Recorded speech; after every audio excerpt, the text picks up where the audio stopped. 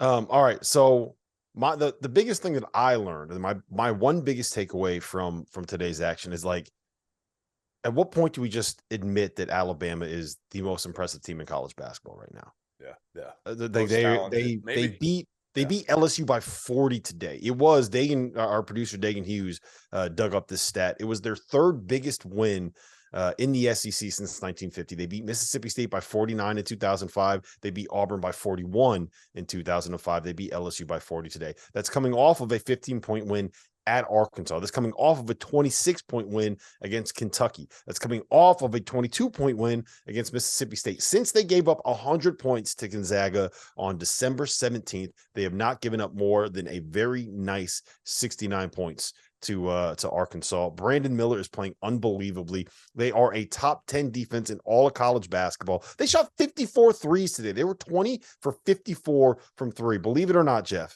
the last time, dating all the way back to 2010, there's only been one other high major game between two high major opponents where somebody shot more than 54 threes. That was Auburn against Alabama. Alabama lost 95-91 at Auburn back in February of 2020, right before the season was shut down.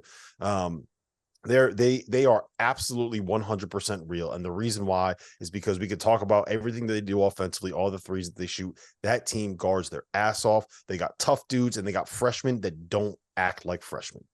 Yeah, and honestly, and they got upperclassmen like Javon Quinterly that have bought into their Mhm. roles and matured. Javon Quinterly never would have done this a couple of years ago, but he's taking a back seat right now, frankly, to Jaden Bradley, which I don't Mhm. think anybody thought would happen. When I saw him in Portland, Bradley was, he'd gotten better, but he really started off slow as a highly recruited freshman. And I think Jake Hughes been awesome. And Nate Oates told us the other night and told me again the other day, like several times this year, he's asked Quinterly to go in the game. And Quinterly said, no, coach, let's Mhm. stick with what we got out there. It's working. I'm okay. And that's the sign. And the other thing, I don't know how you felt about this, Rob. We haven't talked about it, but Brandon Miller the other night in the first half did not take a single shot from the field. And I'm telling you, that's the most impressive thing to me he will do all season. He had Mhm. 22 points tonight. LSU had 22 points at halftime as well.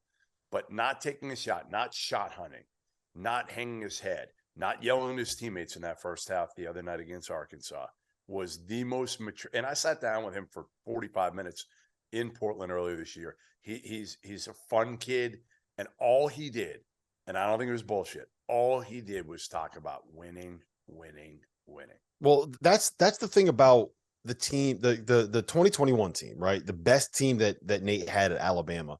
What made them so good was part of it was the defense, right? Part of it was that you have a 6'8" point guard in Herb Jones that can guard literally any position on the floor.